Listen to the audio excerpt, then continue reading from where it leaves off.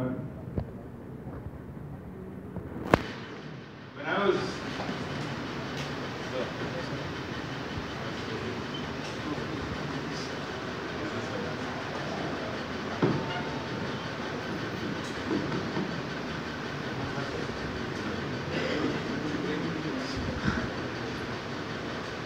I was called here in this campus in JNU and to speak on the issue of intellectual terrorism, I thought, what an irony. But then I thought, I think the better way to describe it is poetic justice. I've been here through 80s, the time Professor Mahapatra was referring to. What we have come to describe as intellectual terrorism, you could live, feel and breathe here, day in and day out. The kind of stranglehold you felt of nothing but an attitude, a certain worldview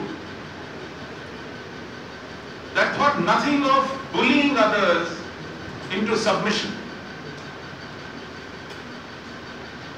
That is when you saw the intellectual terrorism in practice. It came from an attitude of supremacy. They thought that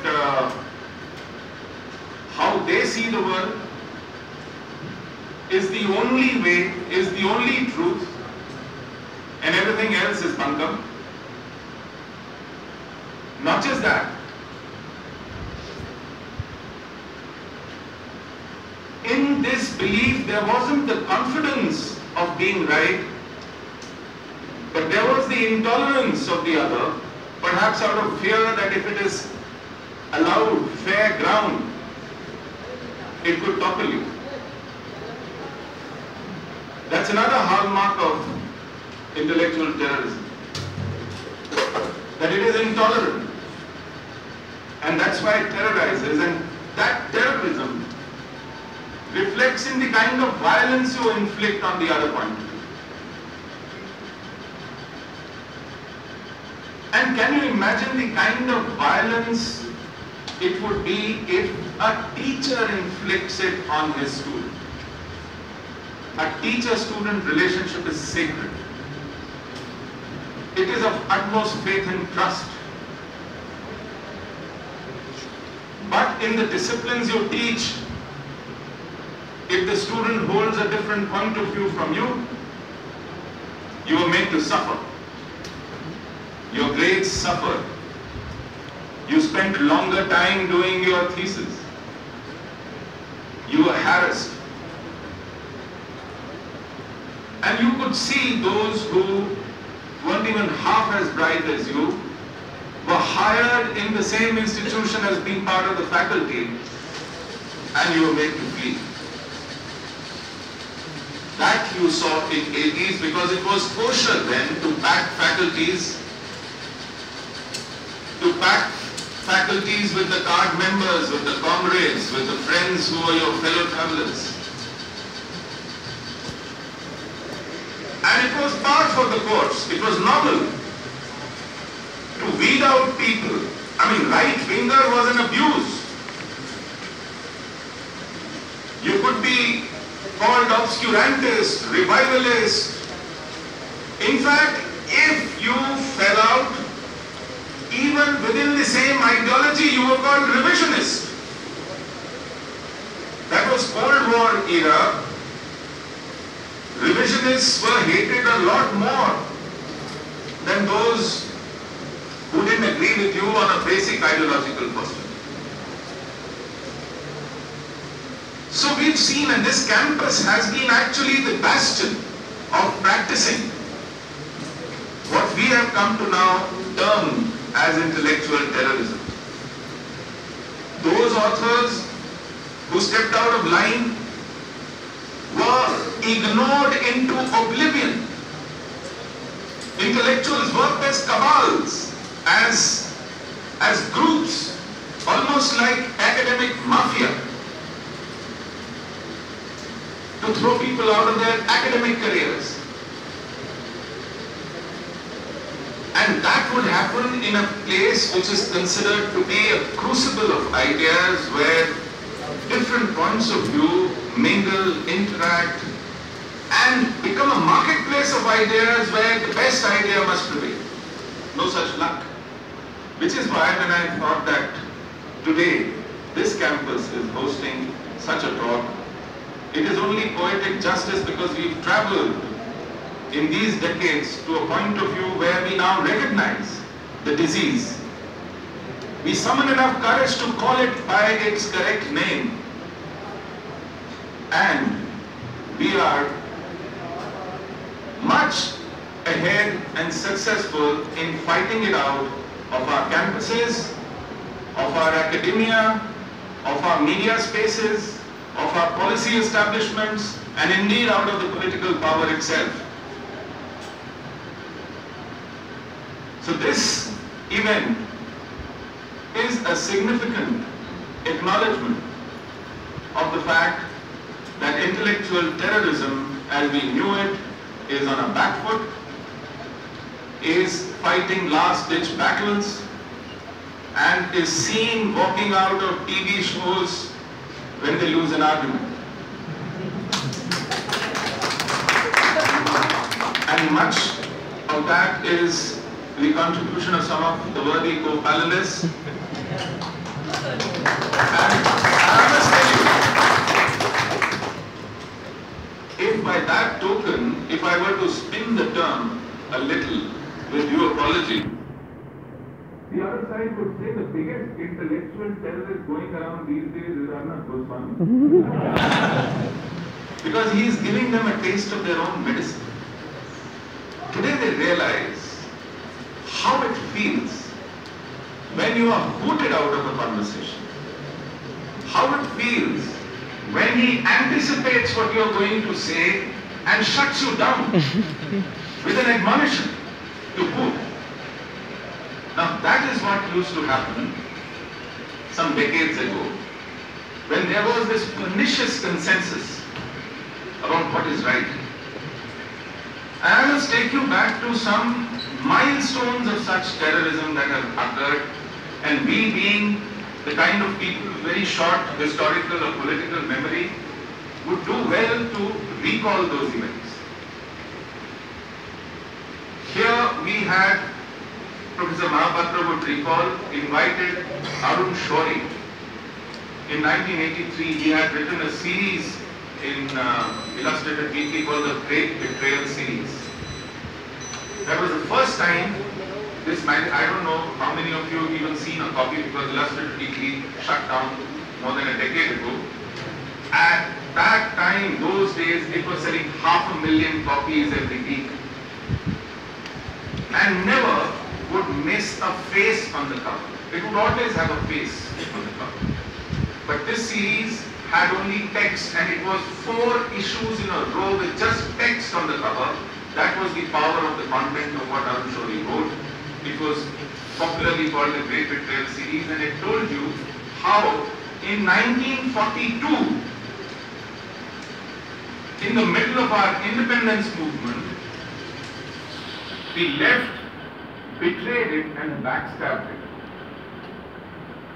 Because Hitler had chosen to invade Russia, suddenly what was imperialist war had become people's war. When the same Hitler was bombing London, Coventry and parts of UK, the British Communist Party shrugged and refused to condemn Hitler. Can you believe this? These are Britishers. They were part of the Communist Party which owed allegiance to Stalinist Communist Party of Soviet Union, and they refused to condemn Hitler and his bombing raids on London and Coventry because Hitler was friends with Stalin. They had a no-war pact. They had divided East Europe neatly among them into two of themselves into different pieces of territories. They had built an empire. and shared it. So Britishers, by citizenship, by origin, didn't have allegiance to Britain in the middle of a war. But when Hitler invaded Soviet Union became allies with Britain and US. Suddenly an imperialist war turns into people's war, and India, fighting for its independence, was not allowed to wage a war of independence because Britain was now friends with Soviet Union. And you were squealing on freedom fighters, handing them over to police. Nobody remembers that part of left, and left, none from the left can shrug this as, part of one faction or the other. It was a united communist party. Later, a few years down the line, the same party evolved another thesis. Sometimes I wonder, where is this capacity coming for such huge idiocy and so much of enmity towards your own nation, hostility towards where you belong. They called it Adhikari thesis. There was a gentleman called Gangadhar Adhikari. He was part of the Politburo, and he came out with a thesis that India should not be given freedom as one unified nation state, because it is at least 14 to 17 nationalities. So if British leave, they should divide us into smaller parts. That was the role of communists in propagating that Adhikari thesis. And when Britishers said may not be possible, so you know what they did? They picked up the next best thing. They said, okay, if not into 14 pieces, at least 2, which is what Muslim League is asking for. So they supported the demand for Pakistan. The Communist Party in Bengal, where it was strong, and the Communist Party in Punjab, where again it had reasonable presence, supported Muslim League and the movement for Pakistan. Can you believe this? In fact, in the first riot for partition, which happened on 16th of August 1946, which is called the Great Calcutta Massacre, when thousands were chopped up on the streets of Calcutta, Jyoti Basu, the then legislature, elected on the Communist Party ticket, which had fought elections in alliance with Muslim League, was part of the Shaheed Sohrawardi government's legislative bloc. It was part of the ruling party, which was overseeing this massacre. He obviously came from his native place, Barishal, which is part of the then East Pakistan, now Bangladesh. He supported the demand for Pakistan. Harkishan Singh Surji supported the demand for Pakistan. But look at the hypocrisy. As soon as partition happened, they left their homes and came to India. Sometimes you wonder, why won't they question on such intellectual hypocrisy, dishonesty? Why were they allowed to have political careers after such massive backstabbing they committed on India, their own country? It didn't stop just there. In emergency, by then the Communist Party had, of course, split up. CPI supported the emergency when fundamental rights were suspended, when Constitution itself, courts were completely paralyzed. There was no habeas corpus. You had no right to life. You had no right to appeal against your detention. They not only supported it, they were part of the government and enjoying power. Before that, in 1962, their perfidy, when Chinese war happened, is legendary.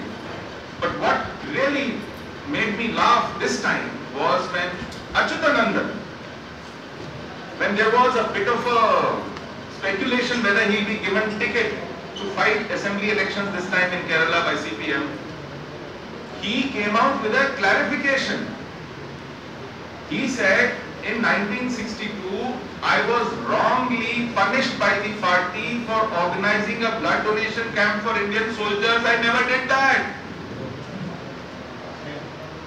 And this time he reiterated, please don't hold that against me now. I never donated blood for the Indian soldier in 1962, nor did I persuade anybody else. Can you imagine? This is the cabal that has been ruling the intellectual space.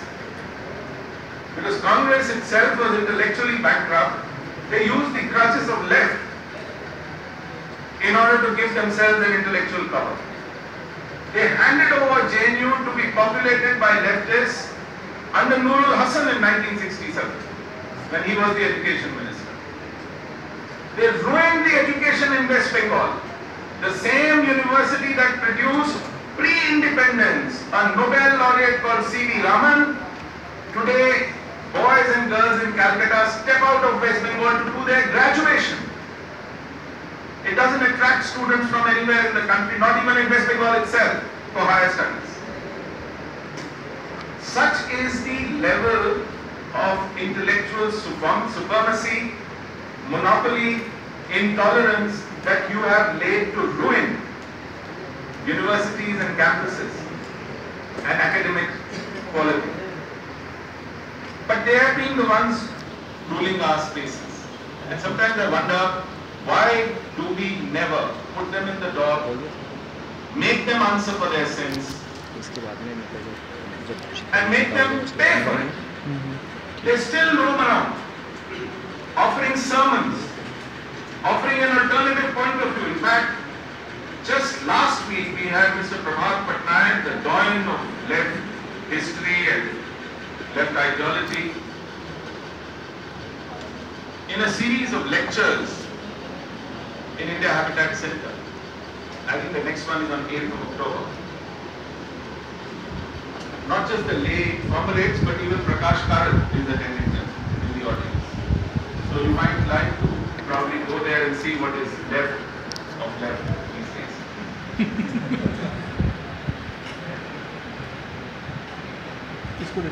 The biggest issue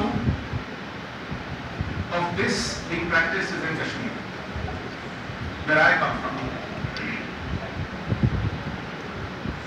Sometimes you wonder who ruled the media space when perhaps the biggest catastrophe of the last quarter of a century or half a century took place in India, because there is no media reportage worth even name of 1990, when hundreds of thousands were made to flee their homes, when they were ethnically cleansed from the land that belonged to their ancestors. They were the original inhabitants. They are the ones who inhabited that land for several millennia. At that time, forget the reportage. There was no movement, no candlelights, no demonstration, no resolutions, no rallies, nothing. It was as if so many hundreds of thousands just evaporated in thin air. An entire demography of the valley was changed. The successors of that polity of 1990 today go knocking at the doors of the same jihadis who did this 27 years ago, asking for a darshan, asking for a cup of tea, and they are turned back.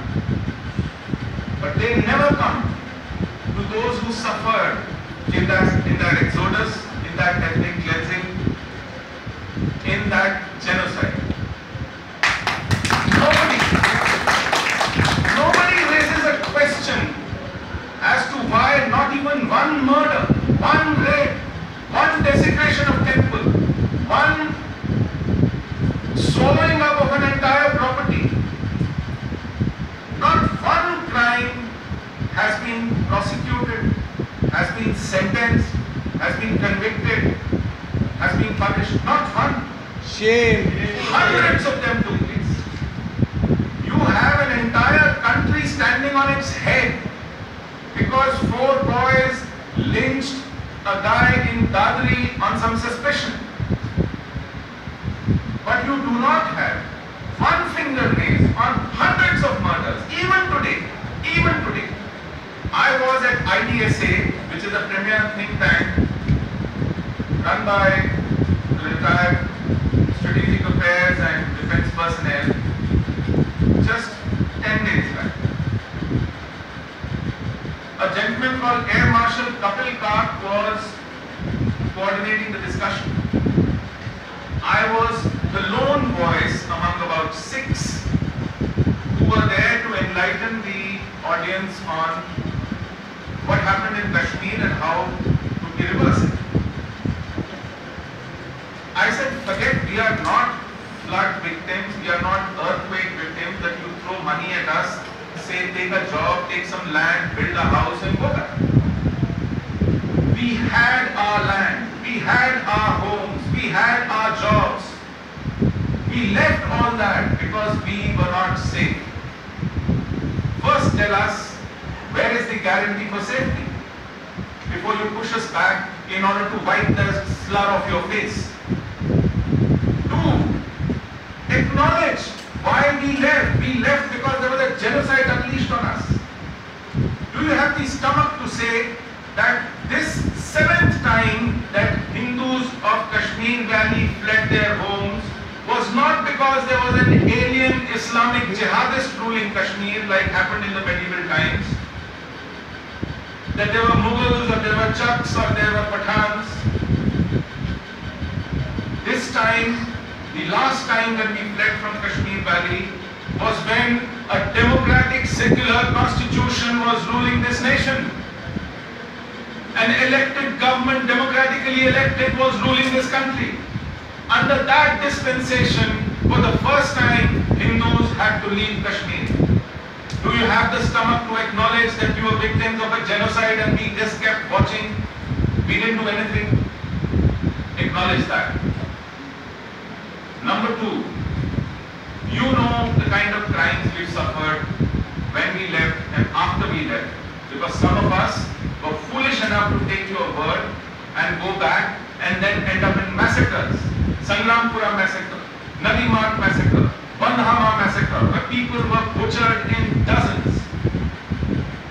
2-year-olds were emptied their barrels into. 2-year-olds. So have you prosecuted any of those crimes? Have you sentenced anyone? So first do that. So when you don't have answers to these, and you give in to terror, how do you expect us to go back?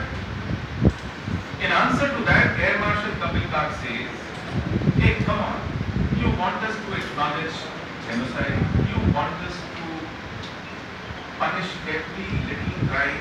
I said, don't punish every crime. Punish 5 trophy criminals. Just 5. Who roam around, who had actually gloated over the fact that we stopped counting after killing a few dozens.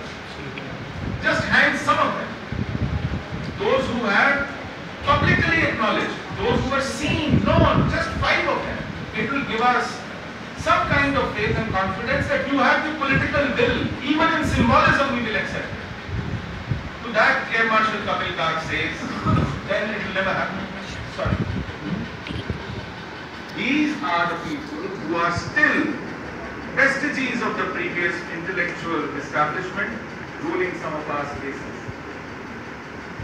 The job is not over. As Mr. Arya said, you have to cut this grass every week. But not just across the border. Right here.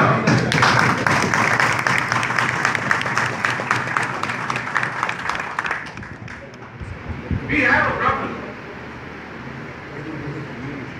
We have a huge problem. We think Pakistan is looking for a strategic space in Afghanistan somewhere because it is too narrow a piece of geography. An infantry armor can cut through Pakistan in barely 3 hours, start from Amritsar and end up near Kabul. That is why we keep looking for geographical depth. But I think they should stop and give up this search, because they have a huge strategic depth right here. Within the country, people stand up and say no, peace. People stand up and say no, restraint, strategic restraint. I guess you have to. We have a great deal to achieve, and which is what one strategic affairs analyst who I respect a great deal, Mr. Sani, said that it will take us at least 4 decades. At least 4 decades of a sustained effort in order to roll back this disease which has permeated every sinew, every cell of our body politic. We have to keep at it.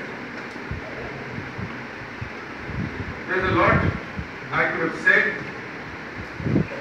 but I don't know where to leave. One issue that must be mentioned, uniform civil code.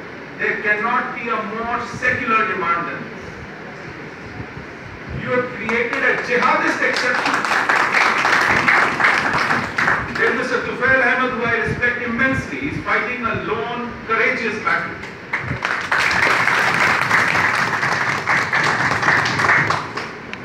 And he himself faces, I would call it intellectual terror. It is an unintellectual terror within his ranks.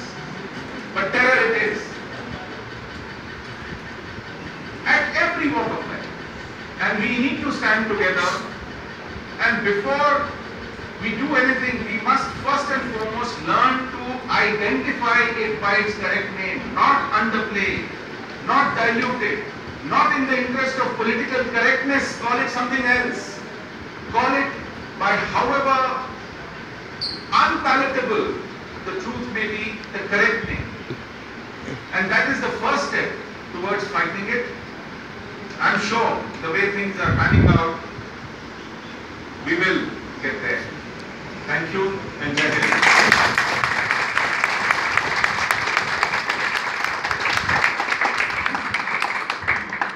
Thank you.